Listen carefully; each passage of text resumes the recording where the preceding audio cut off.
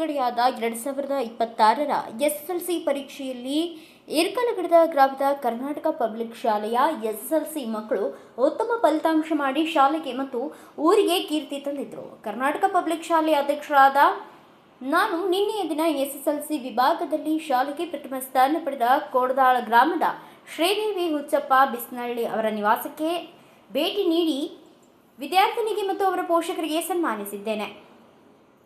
ಪರೀಕ್ಷೆ ಪೂರ್ವದಲ್ಲಿ ನಾವು ನಮ್ಮ ನಡೆ ಫಲಿತಾಂಶದ ಕಡೆ ಎಂಬ ಕಾರ್ಯಕ್ರಮ ಹಮ್ಮಿಕೊಳ್ಳಲಾಗಿತ್ತು. ಅದು ಇಡೀ ರಾಜ್ಯದಾದ್ಯಂತ ಗಮನ ಸೆಳೆದಿತ್ತು. ಮುಂದಿನ ದಿನಮಾನಗಳಲ್ಲಿ ಇನ್ನೂ ಹೆಚ್ಚಿನ ವಿದ್ಯಾಭ್ಯಾಸ ಮಾಡಿ ನಿಮಗೆ ಏನೇ ಸಹಕಾರ ಬೇಕಿದ್ರೂ ನಾನು ನಿಮ್ಮ ಜೊತೆಗೆ ಇರುತ್ತೇನೆ ಎಂದು ಹೇಳಿದರು. ಈ ಒಂದು ಸಂದರ್ಭದಲ್ಲಿ ಉತ್ತಮ ಫಲಿತಾಂಶ ಬರುವಲ್ಲಿ ಕೆಪಿಎಸ್ ಶಾಲೆಯ ಎಲ್ಲ ಮುಖ್ಯಸ್ಥರು ಹಾಗೂ ಶಿಕ್ಷಕರು ಕಾರಣ ಎಂದು ಹೇಳಿ ಅವರಿಗೆ ಅಭಿನಂದನೆ ಸಲ್ಲಿಸಲಾಯಿತು.